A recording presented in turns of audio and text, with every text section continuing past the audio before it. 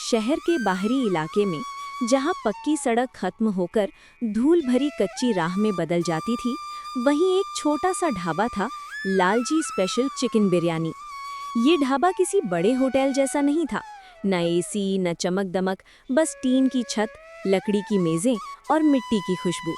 लेकिन फिर भी वहाँ भीड़ लगी रहती थी, क्योंकि वहाँ मिलती थी ऐसी बिरयानी जिसका स्वाद लोगों के दिल में बस जाता था। इस ढाबे का मालिक था लालजी। लालजी कोई जन्म से अमीर आदमी नहीं था, वो एक गरीब परिवार में पैदा हुआ था। बचपन में ही उसके पिता गुजर गए थे और उसकी माँ लोगों के घरों में काम करके उसे पालती थी। लालजी बचपन से ही खाना बनाने में माहिर था। उसकी माँ जब भी रसोई में जाती, वो पास बैठकर मसालों की खुशबू को महसूस करता रहता। धीरे धीरे उसने खुद खाना बनाना सीख लिया। जब लालजी बड़ा हुआ तो उसने शहर के किनारे ये ढाबा खोला। शुरुआत में यह ढाबा उतना नहीं चलता था, पर धीरे धीरे लालजी के स्वाद के कारण ढाबा अच्छा चलने लगा। अरे भाई लालजी, एक बिरयानी तो लगा दे, बहुत जोर की भूख लगी है। अभी देता हूँ काका। वो बिरयानी खाने लगता है। यार लालजी, गजब का स्वाद है तुम्हारी बिरयानी में, आखिर कैसे बनाते हो? कुछ नहीं काका, बस आप लोगों का आशीर्वाद है। अब लालजी अकेला नहीं था, उसका एक छोटा सा परिवार है, जिसमें उसकी पत्नी सीता और उसका 10 साल का बेटा मुन्ना था। सीता बहुत समझदार और शांत स्वभाव की थी। वो लालजी के हर फैसले में उसका साथ देती थी, लेकिन गलत चीजों पर उसे टोकती भी थी। देखो जी, पैसा जरूरी है, लेकिन इज्जत उससे भी ज्यादा जरूरी होती है। अरे हाँ, मैं जानता हूँ। मैं क्या किसी के यहाँ डाका डाल रहा हूँ? ईमानदारी का धंधा करता हूँ और ईमान की 2 रोटी खाता हूँ। उसका बेटा मुन्ना भी चंचल, हंसमुख और अपने पापा का बहुत प्यारा होता है। पापा, मैं बड़ा होकर आप जैसा कुक बनूंगा। हाँ बेटा, जरूर बनना। ये कहकर लालजी अपने ढाबे की ओर निकल पड़ता है। ढाबे पर काम करने के लिए लालजी ने एक लड़का रखा था। उसका नाम रमेश था। रमेश गरीब था, लेकिन बहुत ईमानदार था। वो लालजी को मालिक नहीं, गुरु मानता था। सब कुछ सही चल रहा था। एक दिन लालजी ढाबे पर बैठकर अपना हिसाब देख रहा था। इतनी मेहनत करता हूँ, फिर भी बचत बहुत कम होती है। उसी समय उसका एक पुराना दोस्त गुड्डू वहाँ पर आया। गुड्डू भी शहर में एक होटल चलाता था, लेकिन उसकी कमाई लालजी से ज्यादा थी। और भाई लालजी, क्या चल रहा है? ढाबे का मुनाफा कैसा हो रहा है? मुनाफा तो हो रहा है, पर उतना नहीं जितना होना चाहिए। इतनी मेहनत करता हूँ, फिर भी हाथ में चंद रुपए ही लगते हैं। सिर्फ मेहनत से कुछ नहीं होता, थोड़ा दिमाग भी लगाना पड़ता है। क्या मतलब है तुम्हारा? मेरे कहने का मतलब है थोड़ी मिलावट, लेकिन समझदारी से। क्या तू खाने में मिलावट करता है? तुझे डर नहीं लगता कभी पकड़ा गया तो? अरे भाई, जहर नहीं डालता, बस थोड़ा सा ऐसा मसाला मिलाता हूँ जिससे स्वाद भी बढ़े और लागत भी कम हो जाए। और वैसे भी मेरा ढाबा तो शहर में है, शहर के लोग कई चीज खाते हैं, कोई एक मेरी बिरयानी ही थोड़ी अकेले हैं जो मैं पकड़ा जाऊंगा। लेकिन ये गलत है। गलत सही कुछ नहीं होता, दुनिया ऐसे ही चलती है। और सुन, ज्यादा नहीं, बस थोड़ा सा, कोई पकड़ नहीं पाए। उस रात लालजी सो नहीं पाया। वो यही सोच रहा था कि क्या मिलावट करना सही है क्या? इससे मेरा धंधा बढ़ जाएगा। समझ नहीं आ रहा है क्या करूं। चलो, कल की कल देखूंगा, अभी मैं सो जाता हूं। दूसरे दिन लालजी ने ये बात अपनी पत्नी सीता को बताई। देखो जी, ये रास्ता गलत है। लेकिन मैं ज्यादा नहीं करूंगा, बस थोड़ा सा। आज थोड़ा करोगे, कल ज्यादा करोगे, और एक दिन सब खत्म हो जाएगा। गलत चीज कभी थोड़ी नहीं होती, वो धीरे धीरे आदत बन जाती है। सीता की बात सुनकर वो ढाबे की ओर चल पड़ा। ढाबे पर पहुंचकर उसने टेबल पर रखे उस मसाले के पैकेट को देखा जो गुड्डू ने उसे दिया था। अब जो होगा देखा जाएगा, मैं इस मसाले को जरूर मिलाऊंगा। अगली सुबह ढाबा खुला। रोज की तरह चूल्हा जला, कढ़ाई चढ़ी और बिरयानी बनने लगी। लालजी रमेश के पास खड़ा था। लालजी ने इधर उधर देखा, फिर धीरे से उस पैकेट से चुटकी भर पाउडर निकाला और बिरयानी में मिला दिया। रमेश ने उसे देख लिया। मालिक, ये क्या डाला आपने? नया मसाला है, स्वाद बढ़ाने के लिए। लेकिन मालिक, हमने तो कभी ये इस्तेमाल नहीं किया, ये ठीक है ना? ठीक है, तभी तो डाल रहा हूँ, तू बस अपना काम कर। रमेश चुप हो गया। धीरे धीरे उसका ढाबा अब और चलने लगा था। लोग उसकी बिरयानी खाने दूर दूर से आते थे। यार राजू, आज तो बिरयानी बहुत अच्छी लग रही है, ऐसा लग रहा है कि खाता ही जाऊं।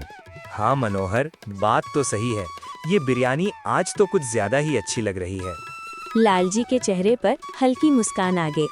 देखा, कुछ नहीं हुआ, सब ठीक है। अब वो रोज उस नशे वाले मसाले को और ज्यादा मात्रा में मिलाने लगा। रमेश उसे रोज देखता था, पर रमेश को ये सब ठीक नहीं लगता था।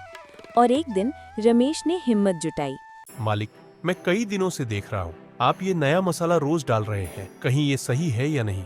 तुझे हर चीज में शक क्यों होता है? मैं बस ये कह रहा हूँ कि अगर इससे लोगों की तबीयत खराब हो गई तो?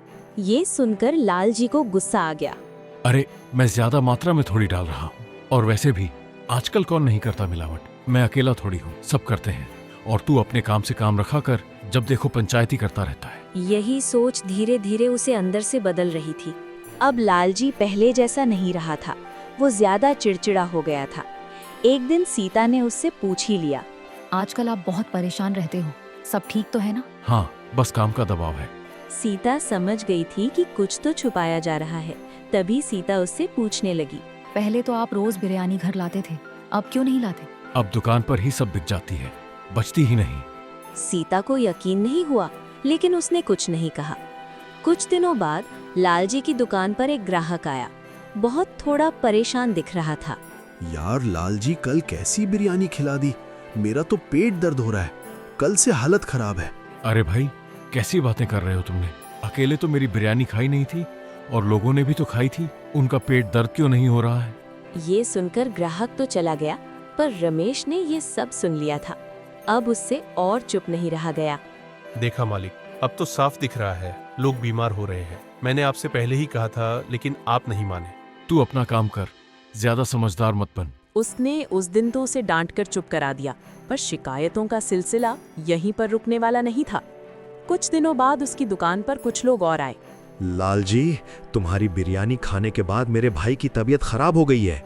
अरे भैया, ऐसा कैसे हो सकता है? मेरी बिरयानी तो रोज सैकड़ों लोग खाते हैं। तो क्या हम लोग झूठ बोल रहे हैं? मैं ये नहीं कह रहा, लेकिन हर चीज का दोष मेरे खाने पर तो मत डालिए।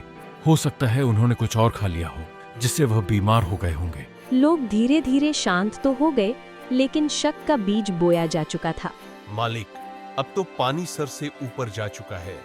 अब ये बात आप और ज्यादा दिनों तक नहीं दबा सकते। अरे चुप हो जा, तू हर बात को इतना बढ़ा चढ़ाकर क्यों बोलता है? मैं इन लोगों से कम और तुझसे ज्यादा परेशान हूँ। कुछ पल के लिए दोनों चुप हो गए, पर रमेश ने मन में ठान लिया था कि अब वो और ये नहीं सहेगा। देखिए मालिक, अगर आपने ये मिलावट बंद नहीं की तो मैं यहाँ काम नहीं कर पाऊंगा, क्योंकि मैं गलत काम का हिस्सा नहीं बन सकता। अगर आपको लोगों की जिंदगी के साथ खेलना है तो खेलिए, पर याद रखना, बुरे कर्मों का फल बुरा ही होता है। आपको इसका अंजाम जरूर भुगतना पड़ेगा। ये सुनकर लालजी तो मानो आग बबूला हो गया। ठीक है, अगर जाना है तो चला जा, मुझे तेरे जैसे लोगों की जरूरत भी नहीं है। रमेश की आंखों में आंसू आ गए, लेकिन उसने कुछ नहीं कहा। वो चुपचाप वहां से चला गया। अब लालजी को उसके पास रोकने वाला कोई नहीं था। उधर घर पर अब सीता को साफ लगने लगा था कि कुछ गड़बड़ है। एक दिन उसने सीधे पूछ लिया, सच सच बताइए, क्या आप खाने में कुछ मिलावट कर रहे हैं? तुम्हें क्या लगता है मैं ऐसा कर सकता हूँ? आप कुछ ही महीने पहले खुद ये बात कर रहे थे, जब कह सकते हैं तो कर भी सकते हो। और वैसे भी आपने रमेश को भी बिना कारण दुकान से निकाल दिया है। मुझे लगता है आप कुछ छुपा रहे हैं। उसी समय उनका बेटा मुन्ना वहाँ पर आ जाता है और कहने लगता है, मम्मी पापा अब हमें अपनी दुकान की बिरयानी क्यों नहीं खिलाते? मुन्ना के ये कहते ही कमरे में सन्नाटा छा गया। लालजी को तो मानो जैसे सांप सूंघ गया हो। सीता ने तुरंत लालजी की ओर देखते हुए कहा, हाँ बोलो, क्यों नहीं खिलाते? कल जरूर लाऊंगा बेटा। सीता की तानों भरी बातें सुनकर लालजी ने ज्यादा प्रतिक्रिया नहीं दी और वह चुपचाप सो गया। पर सीता समझ गई थी कि कुछ तो गड़बड़ है। उसने फैसला किया कि मैं सच्चाई का पता जरूर लगाऊंगी। दूसरे दिन जब लालजी दुकान जा रहा था तो सीता चुपचाप उसके पीछे पीछे दुकान तक पहुंच गई।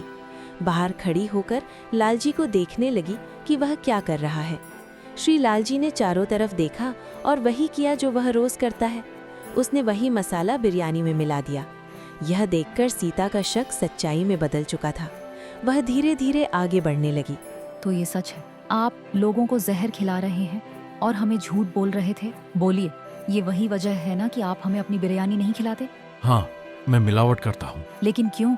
इतना सब कुछ होने के बाद भी आपको और क्या चाहिए? मैं बस थोड़ा सा मिलाता हूँ ताकि स्वाद बढ़े और खर्च कम हो। खर्च कम करने के लिए आप लोगों की सेहत से खेल रहे हैं। आपको याद है आपकी माँ क्या कहती थी? ईमानदारी मत छोड़ना। और आपने क्या किया? मुझे लगा थोड़ा सा करने से कुछ नहीं होगा, सब करते हैं। गलत काम कभी थोड़ा नहीं होता, वो धीरे धीरे इंसान को पूरा गलत बना देता है। उसी समय दुकान के बाहर कुछ लोग इकट्ठा हो गए और बाहर से जोर जोर से आवाजें आने लगी। शोर सुनकर लालजी और सीता दोनों बाहर आए। वहां पर भीड़ थी और लोग भी बहुत गुस्से में थे। यही है वो दुकान जिसका खाना खाकर पूरे गांव वाले बीमार हो रहे हैं। मैंने कुछ नहीं किया, ये सब झूठ है।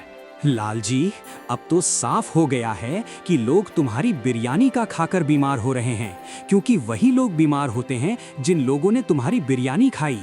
हाँ भाई, मैंने तो डॉक्टर को भी बुलाया था और डॉक्टर ने भी यही कहा था कि कुछ मिलावटी खा रहे हो। अगर सबको सच पता चल गया तो सब खत्म हो जाएगा। अब भी वक्त है, सच बोल दीजिए। वो दोनों बातें कर ही रहे थे कि तभी वहां पर एक आदमी दौड़ता हुआ आता है। लालजी, जल्दी चलो, तुम्हारे बच्चे की तबीयत बहुत खराब हो गई है। तबीयत खराब? कैसे हो गई तबीयत खराब? सुबह तो अच्छा भला था। मुन्ना आज सुबह मेरे बच्चे रमन के साथ मेरे घर पर खेलने आया था, तभी तुम्हारे यहाँ से मेरे घर पर बिरयानी गई थी। मुन्ना कहने लगा, मेरे बाबा घर पर बिरयानी नहीं लाते हैं, मुझे भी बिरयानी खानी है। बस तभी से बिरयानी खाने के बाद अचानक उसे उल्टी होने लगी। मुन्ना को तुरंत अस्पताल ले जाया गया। डॉक्टर उसे अंदर ले गए। सीता बाहर रो रही थी और लालजी बस खड़ा था, पत्थर की तरह। कुछ देर बाद डॉक्टर बाहर आए। बच्चे ने जो खाना खाया है उसमें कुछ गड़बड़ी थी, उसमें एक नशीला पदार्थ मिला हुआ था, आगे से ध्यान रखना। ये सुनकर लालजी वहीं पर बैठ गया। उसकी आंखों में आंसू थे, जैसे मानो उसके आंसू उसकी गलती बयां कर रहे हों। ये मैंने क्या कर दिया? दूसरों को नुकसान पहुंचाते पहुंचाते अपने ही बेटे को नुकसान पहुंचा दिया।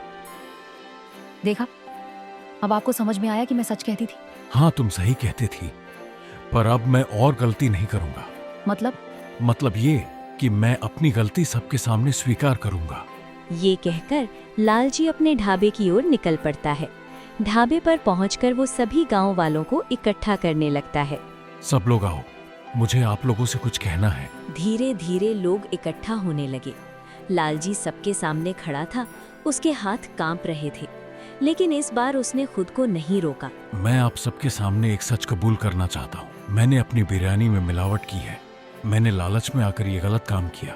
मैंने सोचा था कि थोड़ा सा करने से कुछ नहीं होगा, लेकिन मैंने बहुत बड़ी गलती की।